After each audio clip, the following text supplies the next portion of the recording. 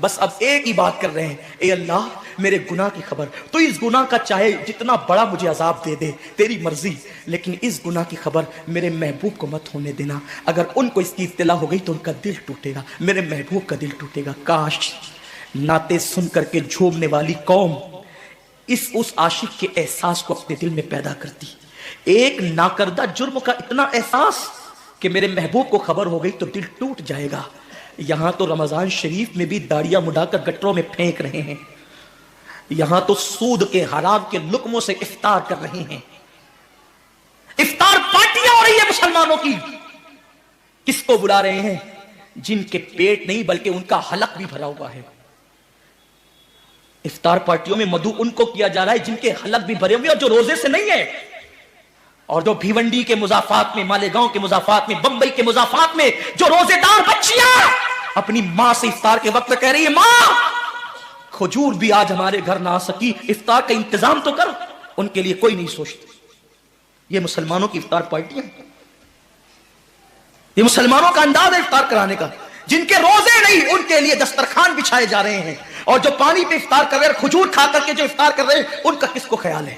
میرے آقا فرماتے ہیں یہ رمضان شریف غریبوں کے ساتھ غم گساری کا مہینہ ہے، غریبوں کی غم خواری کا مہینہ ہے۔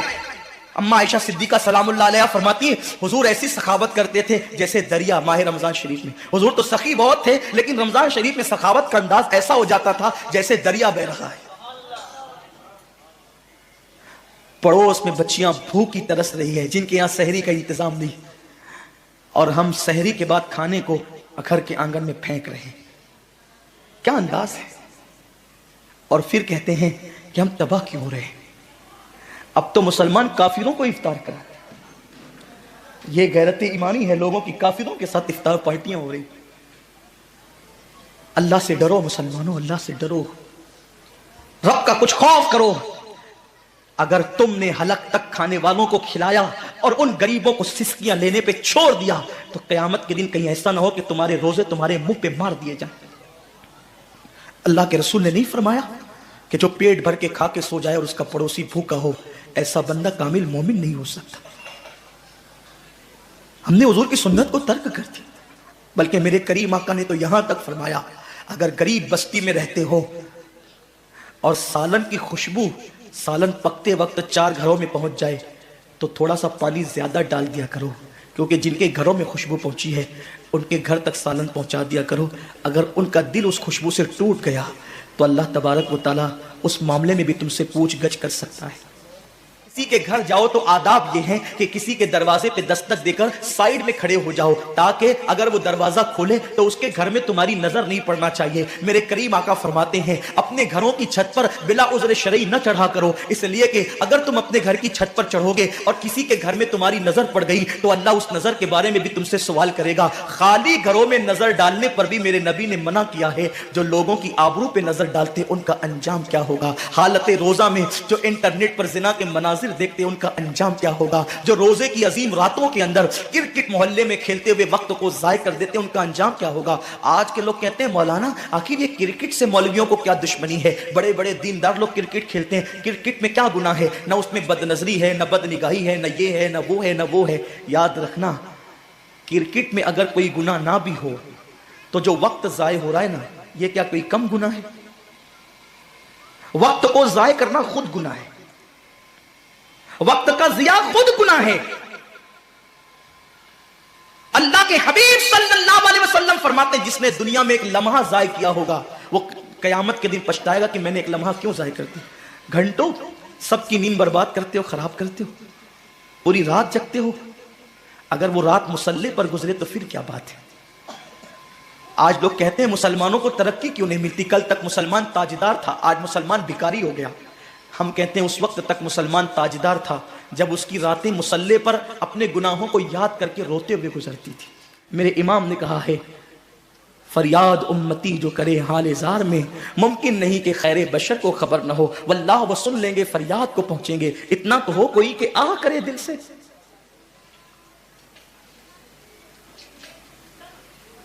حسن کا نام لے کر تو پکار دیکھ غم میں کہ یہ وہ نہیں جو غافل پس سے انتظار آئے۔ وہ تو دیکھتے ہیں سنتے ہیں اور ہمارا تو ایمان ہے کہ وہ ہماری جانوں سے زیادہ قریب ہے۔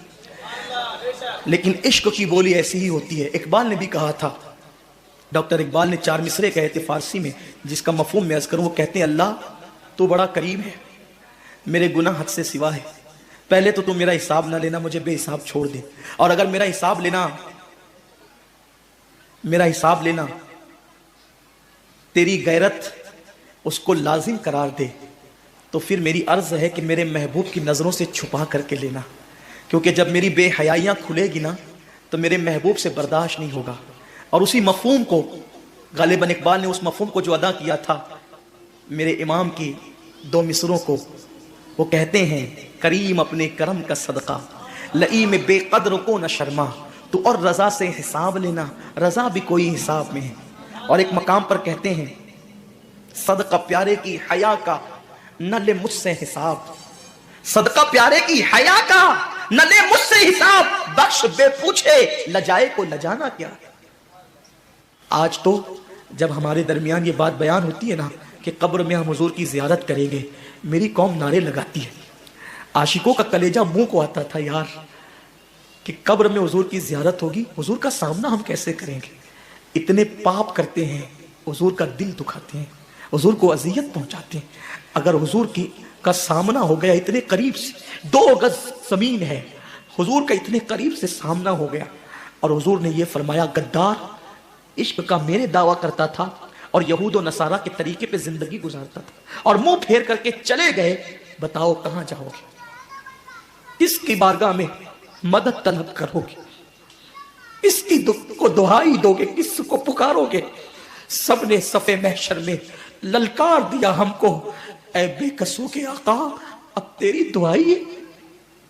ارے عاشقوں کی طبیعت تو یہ تھی کہ پیر نصیر الدین نصیر کہتے ہیں شرم اسیاں سے نہیں سامنے جایا جاتا, یہ بھی کیا کم ہے تیرے شہر میں آئے ہوئے. سرکار غوث پاک جب پہلی مرتبہ حضور کے روضے پر گئے تو غوث پاک رضی اللہ تعالیٰ 1 سیکنڈ بھی کھڑے نہ رہے, اور وہاں سے یہ کہتے ہوئے نکل پڑے اللہ ان کے صدقے میری مغفرت فرما. کسی نے کہا عبد القادر جیلانی آپ کھڑے نہیں رہتے, فرمایا شرم آتی ہے کیا منہ لے کر کھڑا رہوں. جس نے 40 سال تک کے عشاء کے وضو سے فجر کی نماز پڑھی, وہ کہتے کیا منہ لے کر کھڑا رہوں. اور ہم قبر میں زیارت کی بات سن کر نعرے لگنے بھی چاہیے, لیکن یہ احساس تو ہو ہم نے کیا کیا ان کی خوشی کا کام. وہ کون سا جرم ہے, وہ کون سا گناہ ہے, وہ کون سا پاپ ہے جو ہماری زندگیوں کے اندر موجود ہے. مسلمانوں اگر آپ برا نہیں مانے, کتا ہم سے بازی لے گیا, کم سے کم وہ کتا ہو کر اس نے کبھی اپنے کسی عمل سے نبی کا دل نہ دکھایا. ہم نے تو صبح گناہ کر کے نبی کا دل دکھایا, شام گناہ کر کے نبی کا دل دکھایا. مسلمانوں ہم سے زیادہ بے غیرت کون ہوگا کہ ہم نے سحری کرنے کے بعد کہا ابھی تو فجر کو بہت ٹائم ہے, اور سو گئے. رمضان شریف میں بھی فجر کی نماز چھوڑ دی, تھکن کا بہانہ لے کر بستر میں ظہر گنوا دی, اور عصر کے آخری وقتوں میں اٹھے اور کہنے لگے کہ افطار کی تیاری کرو, کب اذان ہوگی. یہ اپنی دن اور اپنی راتیں ہیں. ہائے کیسی غفلت ہے, کس بلا کی میں سے ہے سرشار ہم, دن ڈھلا ہوتے نہیں ہوشیار ہم. ثعلبہ کہتے ہیں عمر کیا میرے محبوب کو میرے گناہ کی خبر ہو گئی. فاروق اعظم نے کہا مجھے کچھ نہیں پتا, حضور نے تمہیں بلایا. پورا وجود کانپنے لگا. نہیں عمر, حضور نے بلایا ہے تو میں انکار نہیں کر سکتا, ضرور آؤں گا, لیکن میں حضور کا سامنا نہیں کر سکتا. حضور سے آنکھیں ملانے کے قابل نہیں ہوں, حضور کی بارگاہ میں کھڑے رہنے کے قابل نہیں ہوں. میں اس وقت آؤں گا, مجھے انتظار کرو لے کر کے. جب حضور نماز میں ہوں گے تو مجھے لے کے چلنا, تاکہ حضور مجھے نہ دیکھے اور میں حضور کو نہ دیکھ سکوں. فاروق اعظم نے کہا بہت اچھا. فجر کا انتظار ہوا, فجر کا وقت شروع ہوا, پھر مسجد میں آئے. اس وقت تو پہنچے جب حضور نماز پڑھا رہے تھے. حضور کی قرات کی آواز جیسے ہی ثعلبہ کے کانوں میں آئی, چیخ ماری, زمین پہ گر پڑے, بے ہوش ہو گئے. نماز فجر کے بعد حضور نے پوچھا کہاں ہے ثعلبہ. فاروق اعظم نے کہا حضور وہ تو بے ہوش پڑا ہے. آقا نے ثعلبہ کا ہاتھ پکڑ کے ہلایا, ثعلبہ کو ہوش آ گیا. آقا نے پوچھا ثعلبہ کیا حال ہے. عرض کی حضور گناہ نے میرا حال برا کر رکھا, نفس بدکار نے دل پر یہ قیامت توڑی, عمل نیک کیا بھی تو چھپانے نہ دیا. میرے اعمال کا بدلہ تو جہنم ہی تھا, میں تو چاہتا میرے سرکار نے جانے نہ دیا. میرا برا حال ہے آقا گناہ سے, سرکار نے فرمایا اے سالبہ میں تجھے ایک ایسی آیت نہ بتاؤں کہ جس کو پڑھنے کے بعد سارے گناہ بخش دیے جاتے ہیں؟ ایسی آیت نہ بتاؤں؟ سالبہ نے کہا حضور بتائیں۔ فرمایا جو کہتا ہے ربنا آتنا فی الدنیا حسنہ وفی الآخرۃ حسنہ وقنا عذاب النار، جو یہ آیت پڑھتا ہے اللہ اس کے سارے گناہوں کو بخش دیتا ہے۔ سالبہ نے کہا مگر آقا میرا گناہ بہت بڑا ہے۔ ایک نہاتی ہوئی عورت پر نہ چاہتے ہوئے نظر پڑ گئی اور پہلی نظر پھیر لی، اتنا احساس ہے گناہ کا۔ میرے جوان تیری آنکھوں کا کیا ہوگا؟ تو نے تو زنا کے مناظر پوری پوری رات دیکھ کر کے گزارا، تیری آنکھوں کا کیا ہوگا؟ تو نے تو نامحرم عورتوں کے کندھوں پہ ہاتھ رکھ کر پارکوں کی سیر کی، تو نے تو فون پر لمبی لمبی گفتگو کر کے لڑکیوں کو زنا کی دعوت دی۔ اسی لیے پیدا ہوا تھا انسان، اسی لیے قدرت نے ہمیں پیدا کیا تھا۔ اور کب تک گناہ کریں گے؟ جوانی کب تک رہے گی؟ طاقت کب تک رہے گی؟ جیسے ہی سالبہ نے یہ بات کہی نا آقا مگر میرا گناہ بہت بڑا ہے، آقا نے کہا سالبہ تیرا گناہ بڑا نہیں، اللہ کا کلام بڑا ہے۔ روتے ہیں سالبہ، حضور میرے گناہ کی آپ کو خبر ہو گئی؟ حضور نے کوئی جواب نہ دیا۔ کیوں؟ اس لیے کہ آج جو عیب کسی پر نہیں کھلنے دیتے کب وہ چاہیں گے میری حشر میں رسوائی ہو۔ سالبہ رو رہے ہیں، آقا نے کہا لے جاؤ سلمان ان کے گھر پہنچا دو۔ حضرت سالبہ ابن عبد الرحمن کو ان کے گھر پہنچایا گیا۔ 8 دن رہے پھر بھی مسجد نبوی میں نہیں آئے، رونا رونا رونا، اللہ میرے گناہ کی میرے محبوب کو خبر مت ہونے دینا ورنہ دل ٹوٹ جائے گا۔ کفار کے پتھر محبوب کے دل کو اتنی تکلیف نہیں پہنچاتے، عاشقوں کے گناہ جتنی تکلیف پہنچاتے ہیں۔ سالبہ رو رہے ہیں۔ 8ویں دن حضور نے پوچھا سلمان میرے سالبہ کا کیا حال ہے؟ تو سلمان نے کہا حضور ایسا لگتا ہے کہ وہ زیادہ دن تک نہیں جی پائے گا، بہت برا حال ہے آقا اس کا، بہت برا حال ہے۔ سرکار نے کہا چلو اس کے گھر چل کے اس کی حوصلہ افزائی کرتے ہیں، اس کو مغفرت کا پروانہ سناتے ہیں۔ سرکار سالبہ کے گھر گئے، کریم آقا نے سرے بالی انہیں رحمت کی ادا لائی ہے، حال بگڑا ہے تو بیمار کی بن آئی ہے۔ حضور جا کر ان کے بستر پہ بیٹھ گئے، سالبہ رو رہے تھے، حضور نے ان کا سر اٹھایا اور سر اٹھا کر کے اپنے زانوں پہ رکھا اور ان کے سر پہ ہاتھ پھیرنے لگے۔ کیا مقدر کا سکندر تھا جس کو زانوے رسول ملا، حضور کے ہاتھ۔ ارے ہمیں تو حضور کے نالین کے ذرے مل جائیں تو اپنے مقدر کی معراج ہو جائے، بلکہ نالین سر پہ رکھنے کو ملے تو ہم فخر سے کہیں جو سر پہ رکھنے کو مل جائے نالے پاکے حضور تو پھر کہیں گے کہ ہاں تاجدار ہم بھی ہے۔ لیکن عشق کتنا غیرت مند ہوتا ہے، عاشق کتنا غیرت مند ہوتا ہے۔ جب حضور نے سالبہ کے سر پہ ہاتھ پھیرنا شروع کیا اپنی گود میں سر رکھ کر، تو سالبہ نے گردن کھینچ کر گودی سے اپنے سر کو زمین پہ گرا لیا۔ یہ منظر صحابہ بھی دیکھ رہے تھے، حضور نے بھی اس منظر کو ملاحظہ کیا اور کریم آقا نے کرم کرتے ہوئے فرمایا سالبہ تو نے میری گود سے اپنا سر کیوں کھینچ لیا؟ تو سالبہ کہتے ہیں آقا اس سر کی آنکھوں نے اتنے پاپ کر لیے ہیں کہ اب یہ گناہ آلود سر آپ کی گود میں رہنے کے قابل نہیں، آپ کی گود میں رہنے کے قابل یہ سر نہیں ہے آقا، اتنے پاپ اس سر نے کیے ہیں۔ حضور نے کرم فرمایا، پھر سر اٹھا کر اپنی گود میں رکھا، پھر سر گرا لیا۔ تیسری مرتبہ سر حضور نے اٹھایا، جبریل آ کے اللہ آپ کو سلام کہتا ہے، اور اللہ کو سالبہ کی یہ ادا اور اس کی ندامت اور ناکردہ جرم کا احساس اتنا پسند آ گیا ہے کہ اللہ فرماتا ہے اگر یہ سارے انسانوں کے برابر پاپ لے کر آئے پھر بھی اس نے اتنی شرمندگی اور احساس اور ندامت کا اظہار کیا ہے کہ اگر سارے انسانوں کے جرائم بھی یہ لے کر آئے گا تو بھی اللہ اس کو بخش دے گا۔ اس کے احساس کو دیکھ کر، اس کی ندامت کو دیکھ کر، اس کی شرمندگی کو دیکھ کر حبیب سالبہ کو خوشخبری دے دیجیے۔ حضور نے صحابہ کو بتایا، صحابہ مچل گئے۔ اب بھی سالبہ اٹھیں گے، طاقتور ہو جائیں گے، قوت والے ہو جائیں گے، پھر حضور کی خدمت میں آئیں گے، پھر محفلوں کی زینت بنیں گے، پھر وہی دوڑ بھاگ ہوگی، پھر وہی نبی کی خدمت ہوگی۔ حضور نے کہا سالبہ دیکھ تیرے لیے کیا پیغام بھیجا میرے اللہ نے تیرے لیے دیکھ کیا پیغام بھیجا ہے۔ سالبہ نے کہا کیا پیغام بھیجا ہے؟ کہ اللہ فرماتا ہے کہ سالبہ نے اتنا ندامت کا اظہار کیا اور اتنے ناکردہ جرم کا احساس کا اظہار کیا کہ اگر یہ سارے انسانوں کے برابر پاپ لے کر آئے تو بھی اللہ اس کو بخش دے گا۔ سالبہ نے یہ سنا، کھڑے ہونے کی بجائے ایک چیخ ماری، میں نے کیا کیا؟ پاپ اور اس نے کیا کیا؟ کرم۔ اس احساس میں پھر چیخ ماری اور زمین پہ ٹھنڈے ہو گئے۔ اب ہاتھ ہلایا گیا، سالبہ اٹھتے نہیں۔ سرکار سے عرض کی حضور سالبہ کی تو روح نکل گئی۔ آقا فرماتے ٹھیک ہے اس کو غسل دو۔ کفن پہناؤ، اس کے جنازے میں خود آؤں گا۔ کیا مقدر ہے ان کے یاروں کے، جنازے پہ ان کا نام لے لیا جائے تو میت کی مغفرت ہو جاتی ہے۔ جس کے جنازے میں جانے عبادت خود آتا ہو، جس کے جنازے میں جانے ایمان خود آتا ہو، اس جنازے کی شان کیا ہوگی۔ لیکن گناہ کا احساس انسان کو کتنا بلند کر دیتا ہے۔ جب حضور ثعلبہ کے جنازے میں آئے، راوی بیان کرتے ہیں اللہ کے رسول وہ جنازے میں چلتے تھے تو یوں انگلیاں رکھ کر ایسے، پورا پنجہ نہیں رکھا حضور نے زمین پہ۔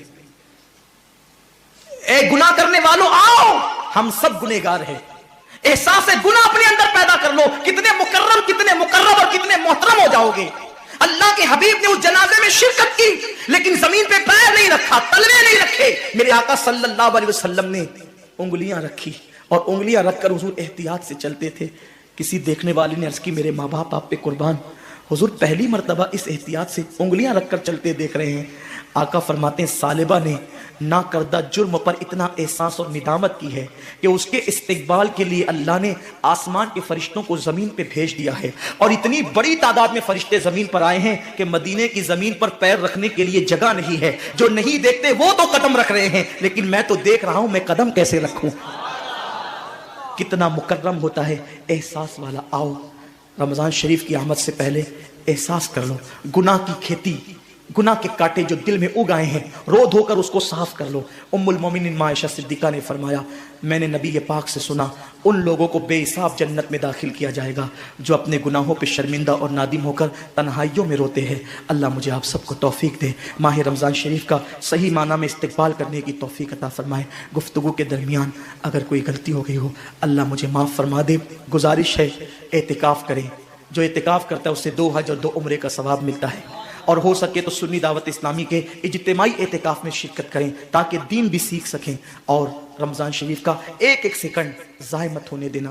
تلاوت کرنا، زیادہ جگنا، درود پڑھنا، استغفار کرنا، کلمہ طیبہ پڑھنا، جہنم سے پناہ مانگنا، جنت کا سوال کرنا۔ اللہ مجھے آپ سب کو وہ رمضان شریف عطا کرے جس میں عبادت کی قوت اور